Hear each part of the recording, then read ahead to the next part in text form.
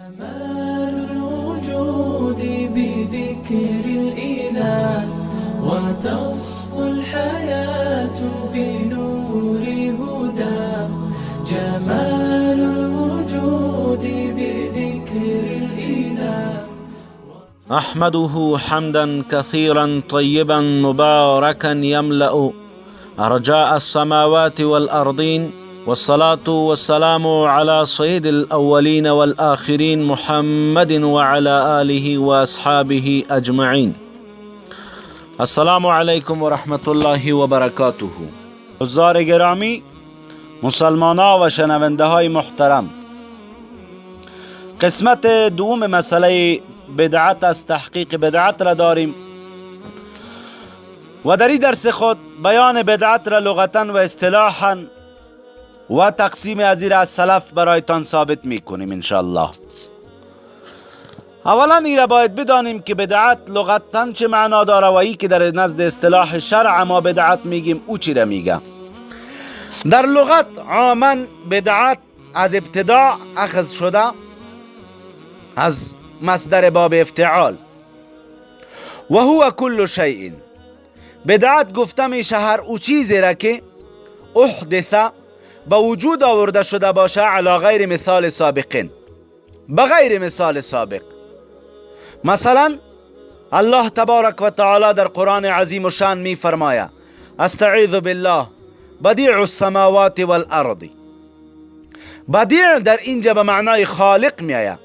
معنایی است که ای خالقهن ابتداءً، خالق آسمان و زمین. یعنی آسمان به شکل مثال سابق وجود نداشت که یک مثالش وجود داشته باشه بعد از او کاپی از او شی موجود شده باشه، نه، بلکه بدیع السماوات به این معنا که خالق آسمان و زمین ابتداءً خداوند جل و علا شأنه است، بغیر مثال سابق.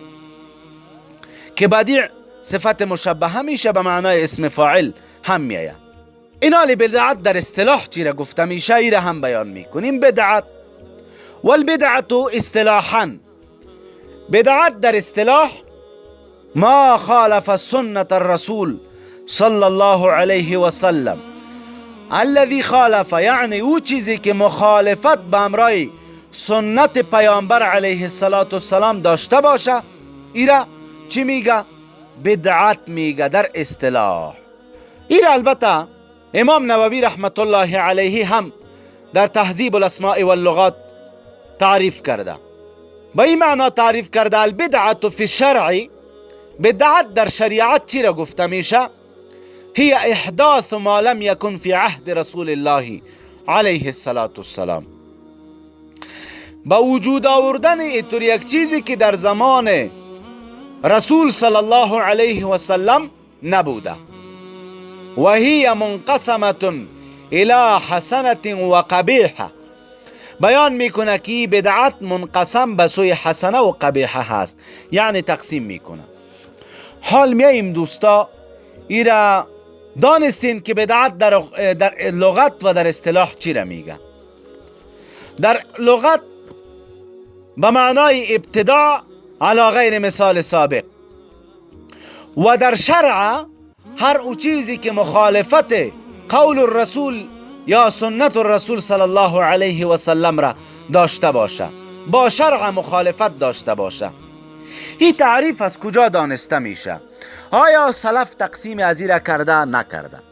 امام شافعی از اعلام امت اسلامی و مقبول عند الامت است رحمت الله علیه رحمتا واسعه.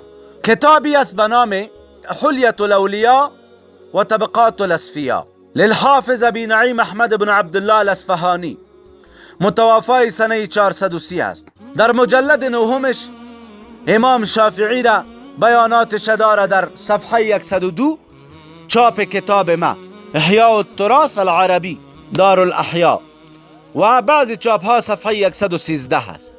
بیان میکنه حدثنا ابو بکر الاجری، حدثنا عبدالله بن محمد العطشی، حدثنا ابراهیم بن الجنید، حدثنا حرملة بن یحیی قال سمعت محمد بن ادریس الشافعی. میگه من شنیدم از محمد بن ادریس الشافعی رحمه الله یقول که می گفت البدعت بدعتان، بدعت دو بدعت است، بدعت محموده و بدعت مذمومه. یکی بدعت محموده و نیک و پسندیده هست و دیگه بدعت مذمومه هست. فما وافق السنت فهو محموده، هر او چیزی که موافقت سنت را داشته باشه او محمود است. و ما خالف السنه فهو مذموم، هر چیزی که از بدعات مخالفت سنت را داشته باشه او مذموم است. پس تعریف هم از این جز استنباط میشه و دانسته میشه که مخالفت سنت او را بدعت مذمومه گفته میشه که تعریف بدعت بر امی چیز صادق میآید. و امام شافعی در تقسیم بدعت به چی احتجاج و دلیلش چی میگرفت؟ و احتج بقول عمر بن الخطاب، و احتجاج میجست بقول عمر بن الخطاب رضی الله عنه و ارضاه، می فرماید که در قیام رمضان نعمت البدعه هی، بسیار بدعت خوبی هستی. بعضی عبارات نعمت البدعه هذه یا نعمت البدعه هذه گفته هست. این حلیت الاولیاء بود. علامه عبدالله بن شیخ ابی بکر بن سالم العلوی الحسنی رساله داره به نام فی توضیح معنی البدع و اقسامها. در اینجا شیخ عز الدین ابن عبدالسلام در قواعد میاره که البدعه منقسمه الى واجبه و محرمه و مندوبه و مکروهه و مباحه.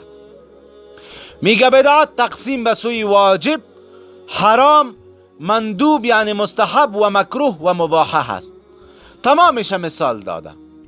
بدعت مندوبه میگه چی است؟ میگه بدعت مندوبه ای است که بدعتی که مستحب است، الاجتماع لصلاة التراویح، این بدعت مستحب است. و اتخاذ الربط والمدارس لطلبة العلم، و جور کردن مدارس از برای طلاب علم، و تصلیح الطریق ببناء الجسور و نحو ذالک، ای برابر کردن یا راست کردن راهها به جور کردن پلها. ای از جمله بدعات مندوبه و مستحبه هست. بعد به بدعات مباحه هم بیان ازیره کرده و می روایتی که ما ذکر کردم از امام شافعی رحمه الله، جلال الدین سیوطی و المله رحمه الله در حسن المقصد فی عمل المولد ذکر کرده. و همچنان امام بیهقی به اسناد خود در مناقب الشافعی از امام شافعی رحمت الله علیه به این شکل آورده که المحدثات من الامور ضربانی، محدثات یا بدعت ها در امور به دو قسم است.